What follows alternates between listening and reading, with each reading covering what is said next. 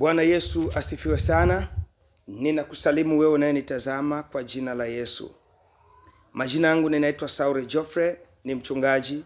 Tunapatikana Mbopo kwa Msauzi, na mahali hapa tupo katika nyumba ya Bwana. Leo hii ninahitaji kuzungumza na wewe kwa njia ya neno la Bwana.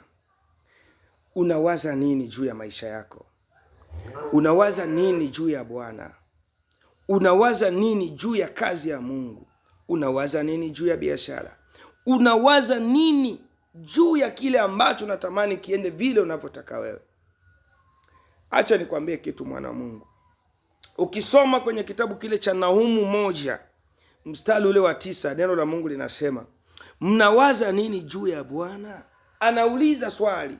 Huyu ni mtumishi wa Mungu anaitwa Nahumu. Anauliza, unawaza nini juu ya Bwana? Yamkini kuna mateso yanayokutesa, haujawaza juu ya Bwana. Yamkini kuna ndoa inakutesa, haujawaza juu ya Bwana.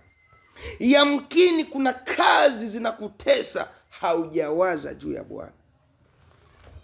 Utakapowaza juu ya Bwana hautateseka.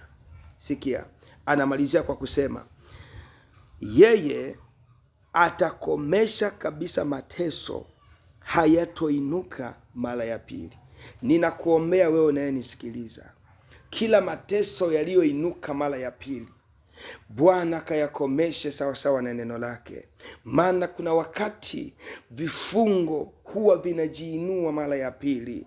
Kuna wakati magomvi huwa yanajiinua mara ya pili. Kuna wakati magonjwa huwa yanajiinua mara ya pili. Anauliza mtumishi wa Mungu Nahumu, unawaza nini juu ya Bwana? Yeye atakomesha kabisa mateso, hayatoinuka mara ya pili. Nami ninakuombea kwa jina la Yesu, kila mateso yaliyoinuka mara ya pili, Bwana akayakomeshe. Kila mateso yaliyoinuka mara ya pili, Bwana akayakomeshe. Kila magonjwa yaliyoinuka mara ya pili, Bwana akayakomeshe. Ninakuombea utoke katika laana, ninakuombea utoke katika vifungo. Bwana akuinue, Bwana akubariki. Mungu wa mbinguni awabariki. Shalom, shalom, shalom. Ninawapenda.